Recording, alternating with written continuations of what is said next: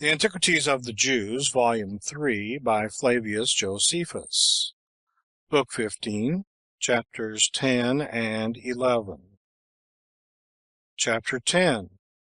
How Herod sent his sons to Rome. How also he was accused by Zenodorus and the Gadarens, but was cleared of what they accused him of, and withal gained to himself the goodwill of Caesar. Concerning the Pharisees, the Essenes, and Menahem. When Herod was engaged in such matters, and when he had already re-edified Sebast, Samaria, he resolved to send his sons Alexander and Aristobulus to Rome, to enjoy the company of Caesar, who, when they came thither, lodged at the house of Pollio, who was very fond of Herod's friendship, and they had leave to lodge in Caesar's own palace, for he received these sons of Herod with all humanity, and gave Herod leave to give his kingdom to which of his sons he pleased. And besides all this, he bestowed on him Trachon, and Batanea, and Auranitis,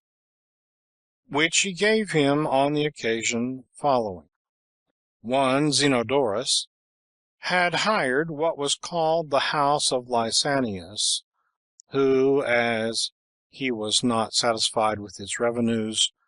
became a partner with the robbers that inhabited the Trachonites, and so procured himself a larger income, pillaged the country of the Damascenes, while Zenodorus did not restrain them, but partook of the prey they acquired. Now, as the neighboring people were hereby great sufferers, they complained to Varro, who was then president of Syria, and entreated him to write to Caesar about this injustice of Zenodorus. When these matters were laid before Caesar, he wrote back to Varro to destroy those nests of robbers, and to give the land to Herod, that so by his care the neighboring countries might be no longer disturbed with these doings of the Trachonites, for it was not an easy firing to restrain them, since this way of robbery had been their usual practice, and they had no other way to get their living, because they had neither any city of their own, nor lands in their possession, but only some receptacles and dens in the earth, and there they and their cattle lived in common together. However, they had made contrivances to get pools of water, and laid up corn in granaries for themselves, and were able to make great resistance by issuing out on the sudden against any that attacked them, for the entrances of their caves were narrow, in which but one could come in at a time, and the places within incredibly large, and made very wide, but the ground over their habitations was not very high, but rather on a plain, while the rocks are altogether hard and difficult to be entered upon, unless any one gets into the plain road by the guidance of another, for these roads are not straight, but have several revolutions. But when these men are hindered from their wicked preying upon their neighbors, their custom is to prey one upon another, insomuch that no sort of injustice comes amiss to them. But when Herod had received this grant from Caesar, and was come into this country, he procured skillful guides, and put a stop to their wicked robberies, and procured peace and quietness to the neighboring people. Hereupon Zenodorus was grieved, in the first place because his principality was taken away from him, and still more so because he envied Herod who had gotten it. So he went up to Rome to accuse him, but returned back again without success. Now Agrippa was about this time sent to succeed Caesar in the government of the countries beyond the Ionian Sea, upon whom Herod lighted when he was wintering about Mytilene, for he had been his particular friend and companion, and then returned into Judea again. However, some of the Gadarenes came to Agrippa, and accused Herod, whom he sent back bound to the king without giving them the hearing. But still the Arabians, who of old bare ill will to Herod's government, were nettled, and at that time attempted to raise a sedition in his dominions, and as they thought upon a more justifiable occasion, for Zenodorus, despairing already of success as to his own affairs, prevented his enemies by selling to those Arabians a part of his principality called Auranitis, for the value of 50 talents. But as this was included in the donations of Caesar, they contested the point with Herod, as unjustly deprived of what they had bought. Sometimes they did this by making incursions upon him, and sometimes by attempting force against him, and sometimes by going to law with him. Moreover, they persuaded the poorer soldiers to help them, and were troublesome to him, out of a constant hope that they should reduce the people to raise a sedition, in which designs those that are in the most miserable circumstances of life are still the most earnest. And although Herod had been a great while apprized of these attempts, yet did not he indulge any severity to them, but by rational methods aimed to mitigate things, as not willing to give any handle for tumults. Now when Herod had already reigned 17 years,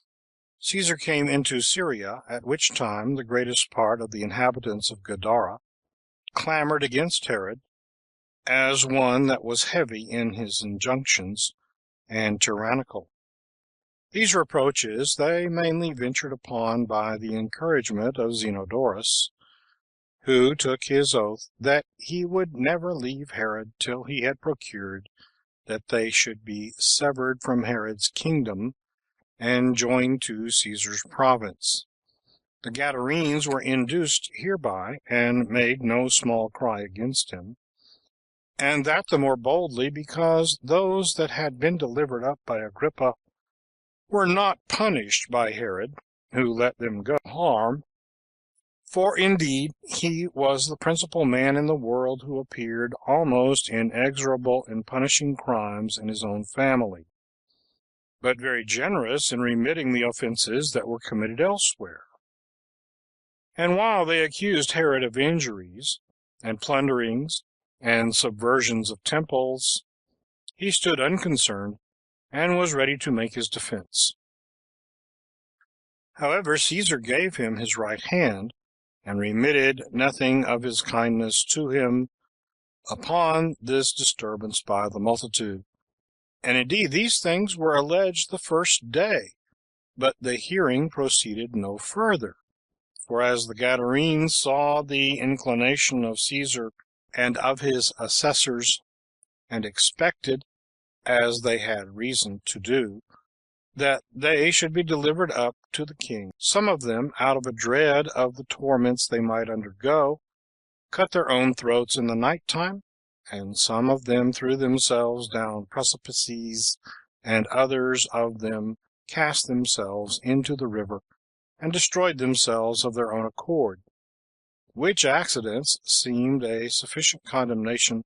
of the rashness and crimes they had been guilty of. Whereupon Caesar made no longer delay, but cleared Herod from the crimes he was accused of. Another happy accident there was, which was a further great advantage to Herod at this time, for Zenodorus's belly burst, and a great quantity of blood issued from him in his sickness, and he thereby departed this life at Antioch in Syria. So Caesar bestowed his country, which was no small one, upon Herod, Trachon and Galilee, and contained Eulatha and Paneas, and the country round about. He also made him one of the procurators of Syria, and commanded that they should do everything with his approbation. And, in short, he arrived at that pitch of felicity, that whereas there were but two men that governed the vast Roman Empire, first Caesar and then Agrippa, who was his principal favorite,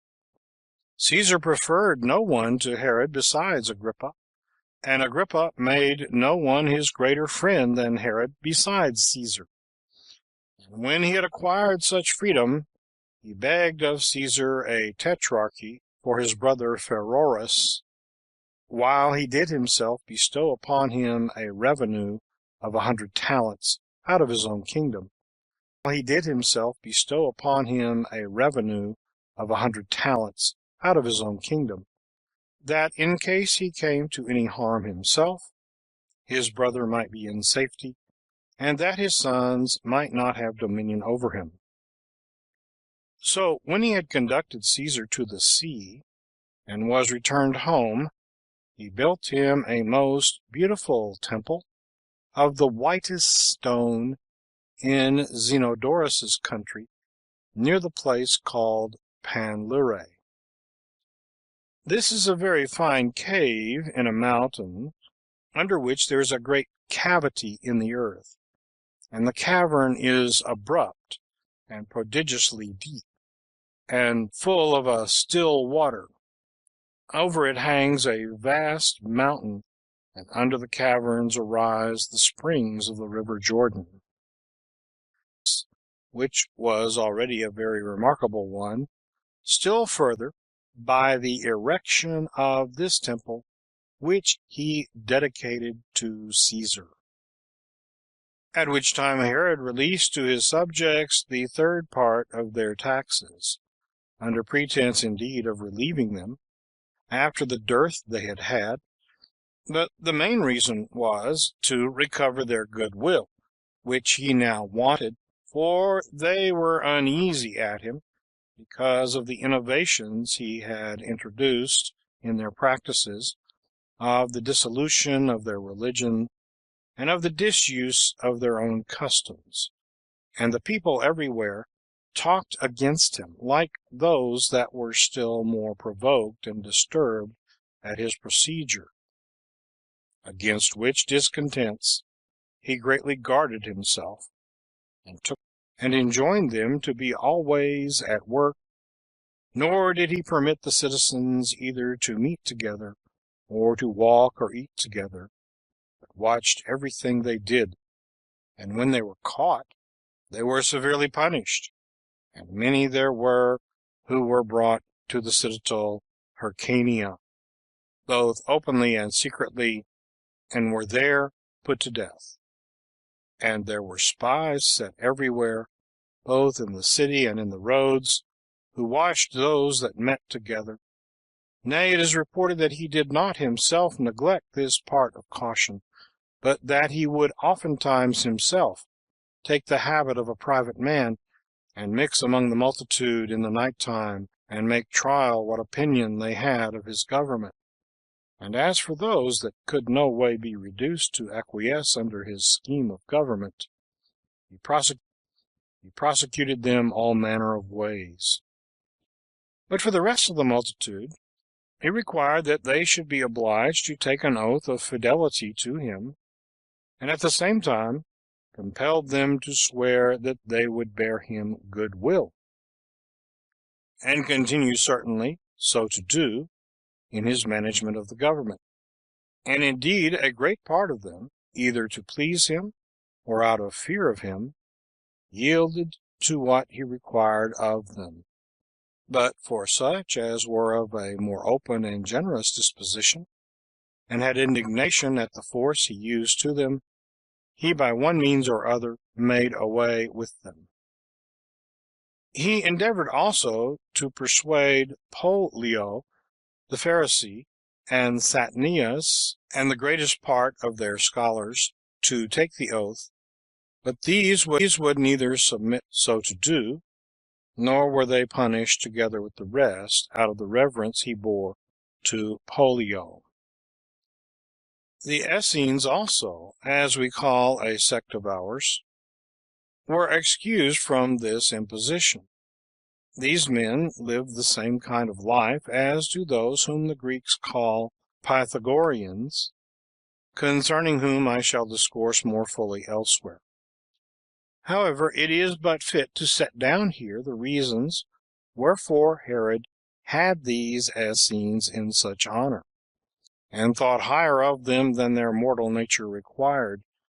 Nor will this account be unsuitable to the nature of this history, as it will show the opinion men had of these Essenes. Now there was one of these Essenes whose name was Manahem, who had this testimony, that he not only conducted his life after an excellent manner, but had the foreknowledge of future events given him by God also. This man once saw Herod when he was a child, and going to school, and saluted him as king of the Jews. But he, thinking that either he did not know him, or that he was in jest, put him in mind that he was but a private man. But Manahem smiled to himself, and clapped him on his backside with his hand, and said, However that be, thou wilt be king, and wilt begin thy reign happily, for God finds thee worthy of it. And do thou remember the blows that Manahem hath given thee, as being a signal of the change of thy fortune, and be the best reasoning for thee, that thou love justice towards men, and piety towards God, and clemency towards thy citizens. Yet do I know how thy whole conduct will be, that thou wilt not be such a one, for thou wilt excel all men in happiness, and obtain an everlasting reputation, but wilt forget piety and righteousness, and these crimes will not be concealed from God at the conclusion of thy life, when thou wilt find that he will be mindful of them, and punish time for them. Now at that time Herod did not at all attend to what Manahem said, as having no hopes of such advancement. But a little afterward, when he was so fortunate as to be advanced to the dignity of king, the height of his dominion, he sent for Manahem, and asked him how long he should reign. Manahem did not tell him the full length of his reign, wherefore upon that silence of his, he asked him further whether he should reign 10 years or not. He replied, Yes, 20, nay, 30 years, but did not assign the just determinate limit of his reign. Herod was satisfied with these replies, and gave Manahem his hand, and dismissed him, and from that time he continued to honor all the Essenes. We have thought it proper to relate these facts to our readers, how strange soever they be, and to declare what hath happened among us, because many of these Essenes have by their excellent virtue been thought worthy of this knowledge of divine revelations. Chapter 11. How Herod rebuilt the temple, and raised it higher, and made it more magnificent than it was before, as also concerning that tower which he called Antonia. And now Herod, in the 18th year of his reign, and after the acts already mentioned, undertook a very great work, that is, to build of himself the temple of God, and make it larger in compass, and to raise it to a most magnificent altitude, as esteeming it to be the most glorious of all his actions, as it really was, to bring it to perfection, and that this would be sufficient for an everlasting memorial of him. But as he knew the multitude were not ready nor willing to assist him in so vast a design, he thought to prepare them first by making a speech to them, and then set about the work itself. So he called them together, and spake thus to them: I think I need not speak to you, my countrymen, about such other works as I have done since I came to the kingdom, although I may say they have been performed in such a manner as to bring more security to you than glory to myself. For I have neither been negligent in the most difficult times about what tended to ease your necessities, nor have the buildings. I have been so proper to preserve me as yourselves from injuries. I have advanced the nation of the Jews to a degree of happiness which they never had before. And for the particular edifices belonging to your own country and your own cities, as also to those cities that we have lately acquired, which we have erected and greatly adorned, and thereby augmented the dignity of your nation. It seems to me a needless task to enumerate them to you, since you well know them yourselves. But as to that undertaking which I have a mind to set about at present,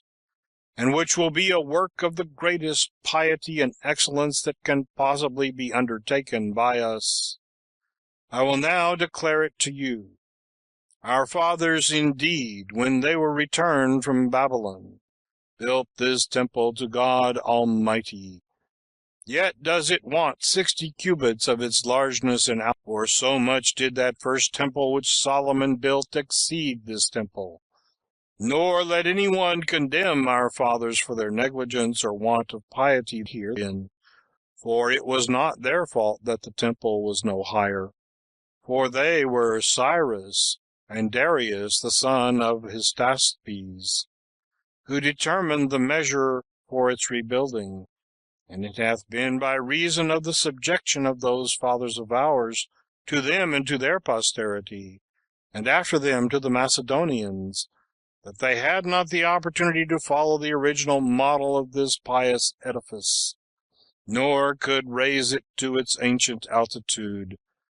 But since I am now by God's will your governor, and I have had peace a long time, have gained great riches and large revenues,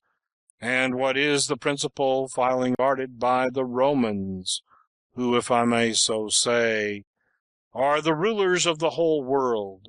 I will do my endeavor to correct that imperfection which hath arisen from the necessity of our affairs, and the slavery we have been under formerly, and to make a thankful return, after the most pious manner, to God, for what blessings I have received from him by giving me this kingdom, and that by rendering his temple as complete as I am able. And this was the speech which Herod made to them. But still this speech affrighted many of the people, as being unexpected by them, and because it seemed incredible. It did not encourage them, but put a damp upon them, for they were afraid that he would pull down the whole edifice, and not be able to bring his intentions to perfection for its rebuilding. And this danger appeared to them to be very great, and the vastness of the undertaking to be such as could hardly be accomplished. But while they were in this disposition, the king encouraged them, and told them he would not pull down their temple till all things were gotten ready for building it up entirely again. And as he promised them this beforehand,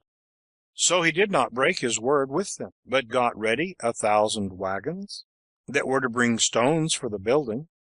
and chose out 10,000 of the most skillful workmen, and bought 1,000 sacerdotal garments for as many of the priests, and had some of them taught the arts of stone cutters, and others of carpenters, and then began to build. but this not till everything was well prepared for the work. So Herod took away the old foundations, and laid others, and erected the temple upon them, being in length 100 cubits, and in height 20 additional cubits, which 20 upon the sinking of their foundations fell down, and this part it was that we resolved to raise again in the days of Nero. Now the temple was built of stones that were white and strong, and each of their length was 25 cubits. Their height was 8, and their breadth about 12, and the whole structure, as also the structure of the royal cloister, was on each side much lower, but the middle was much higher, till they were visible to those that dwelt in the country for a great many furlongs, but chiefly to such as lived over against them, and those that approached to them. The temple had doors also at the entrance, and lintels over them, of the same height with the temple itself. They were adorned with embroidered veils, with their flowers of purple, and pillars interwoven, and over these, but under the crownwork, was spread out a golden vine, with its branches hanging down from a great height, the largeness and fine workmanship of which was a surprising sight to the spectators, to see what vast materials there were, and with what great skill the workmanship was done. He also encompassed the entire temple with very great skill the workmanship was done. He also encompassed the entire temple with very large cloisters, contriving them to be in a due proportion thereto. He laid out larger sums of money upon them than had been done before him, till it seemed that no one else had so greatly adorned the temple as he had done. There was a large wall to both the cloisters, which wall was itself the most prodigious work that was ever heard of by man. The hill was a rocky ascent, that declined by degrees towards the east parts of the city, till it came to an elevated level. This hill it was which Solomon, who was the first of our kings by divine revelation, encompassed with a wall. It was of excellent workmanship upwards, which was encompassed by a deep valley. And at the south side he laid rocks together, and bound them one to another with lead, and included some of the inner parts, till it proceeded to a great height, and till both the largeness of the square edifice and its altitude were immense, and till the vastness of the stones in the front were plainly visible on the outside, yet so that the inward parts were fastened together with iron, and preserved the joints immovable for all future times. When this work for the foundation was done in this manner, and joined together as part of the hill itself to the very top of it, he wrought it all into one outward surface, and filled up the hollow places which were about the wall, and made it a level on the external upper surface, and a smooth level also. This hill was walled all round, and in compass 4 furlongs, the distance of each angle containing in length a furlong. But within this wall, and on the very top of all, there ran another wall of stone also, having on the east quarter a double cloister of the same length with the wall, in the midst of which was the temple itself. This cloister looked to the gates of the temple, and it had been adorned by many kings in former times, and round about the entire temple were fixed the spoils taken from barbarous nations. All these had been dedicated to the temple by Herod, with the addition of those he had taken from the Arabians. Now on the north side of the temple was built a citadel, whose walls were square and strong, and of extraordinary firmness. This citadel was built by the kings of the Asamonean race, who were also high priests before Herod, and they called it the Tower, in which were reposited the vestments of the high priest, which the high priest only put on at the time when he was to offer sacrifice. These vestments King Herod kept in that place, and after his death they were under the power of the Romans until the time of Tiberius Caesar, under whose reign Vitellius, the president of Syria, when he once came to Jerusalem, and had been most magnificently received by the multitude, he had a mind to make them some requital for the kindness they had shewn him. So a petition to have these holy vestments in their own power, he wrote about them to Tiberius Caesar, who granted his request. And this their power over the sacerdotal vestments continued with the Jews till the death of King Agrippa. But after that, Cassius Longinus, who was president of Syria, and Cuspius Fadus, who was procurator of Judea, enjoined the Jews to reposit these vestments in the tower of Antonia, for that they ought to have them in their power, as they formerly had. However, the Jews sent ambassadors to Claudius Caesar, to intercede with him for them, upon whose coming King Agrippa Jr., being then in Rome, asked for and obtained the power over them from the emperor, to Vitellius, who was then commander in Syria, to give it them accordingly. Before that time they were kept under the seal of the high priest, and of the treasurers of the temple, which treasurers, the day before a festival, went up to the Roman captain of the temple guards, and viewed their own seal, and received the vestments. And again, when the festival was over, they brought it to the same place, and showed the captain of the temple guards their seal, which corresponded with his seal, and reposited them there. And that these things were so, the afflictions that happened to us afterwards about them are sufficient evidence. But for the tower itself, when Herod the king of the Jews had fortified it more firmly than before, in order to secure and guard the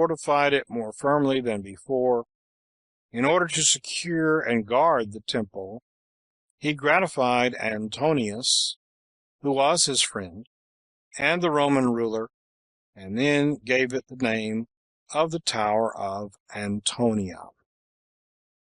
Now in the western quarters of the enclosure of the temple there were 4 gates. The first led to the king's palace, and went to a passage over the intermediate valley. 2 more led to the suburbs of the city, and the last led to the other city, where the road descended down into the valley by a great number of steps, and thence up again by the ascent, for the city lay over against the temple in the manner of a theatre, and was encompassed with a deep valley along the entire south quarter. But the fourth front of the temple, which was southward, had indeed itself gates in its middle, as also it had the royal cloisters, with 3 walks, which reached in length from the east valley unto that on the west, for it was impossible it should reach any farther. And this cloister deserves to be mentioned better than any other under the sun. For while the valley was very deep, and its bottom could not be seen, if you looked from above into the depth, this further vastly high elevation of the cloister stood upon that height, insomuch that if any one looked down from the top of the battlements, or down both those altitudes, he would be giddy, while his sight could not reach to such an immense depth. The other all along, for the 4th row was interwoven into the wall, which also was built of stone, and the thickness of each pillar was such that 3 men might with their arms extended fathom it round, and join their hands again, while its length was 27 feet, with a double spiral at its base, and the number of all the pillars in that court was 162. Their chapiters were made with sculptures after the Corinthian order, and caused an amazement to the spectators by reason of the grandeur of the whole. These 4 rows of pillars included 3 intervals for walking in the middle of this cloister, 2 of which walks were made parallel to each other, and were contrived after the same manner. The breadth of each of them was 30 feet, the length was a furlong, and the height 50 feet. But the breadth of the middle part of the cloister was 1½ of the other, and the height was double, for it was much higher than those on each side. But the roofs were adorned with deep sculptures in wood, representing many sorts of figures.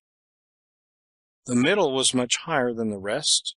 and the wall of the front was adorned with beams resting upon pillars that were interwoven into it, and that front was all of polished stone, insomuch that its fineness, to such as had not seen it, was incredible, and to such as had seen it was greatly amazing. Enclosure, in the midst of which, and not far from it, was the second, to be gone up to by a few steps. This was encompassed by a stone wall for a partition, with an inscription which forbade any foreigner to go in under pain of death. Now this inner enclosure had on its southern and northern quarters 3 gates equally distant one from another, but at the east quarter, towards the sun rising, there was one large gate, through which such as were pure came in, together with their wives. But the temple further inward in that gate was not allowed to the women, but still more inward was there a 3rd court of the temple, whereinto it was not lawful for any but the priests alone to enter. The temple itself was within this, and before that temple was the altar, upon which we offer our sacrifices and burnt offerings to God. Into none of these 3 did King Herod enter, for he was forbidden, because he was not a priest. However, he took care of the cloisters and the outer enclosures, and these he built in 8 years. But the temple itself was built by the priests in 1 year and 6 months, upon which all the people were full of joy. And presently they returned thanks, in the first place to God, and in the next place for the alacrity the king had showed. They feasted and celebrated this rebuilding of the temple. And for the king, he sacrificed 300 oxen to God, as did the rest, every one according to his ability, the number of which sacrifices is not possible to set down, for it cannot be that we should truly relate it. For at the same time with this celebration for the work about the temple fell also the day of the king's inauguration, which he kept of an old custom as a festival, and it now coincided with the other, which coincidence of them both made the festival most illustrious. There was also an occult passage built for the king. It led from Antonia to the inner temple, at its eastern gate, over which he also erected for himself a tower, that he might have the opportunity of a subterraneous ascent to the temple, in order to go by the people against their kings. It is also reported that during the time that the temple was building, it did not rain in the daytime, but that the showers fell in the nights, so that the work was not hindered. And this our fathers have delivered to us. For it is incredible, if any one have regard to the manifestations of God. And thus was performed the work of the rebuilding of the temple. End of Book 15, chapters 10 and 11. End of Book 15. End of the Antiquities of the Jews, Volume 3, by Flavius Josephus,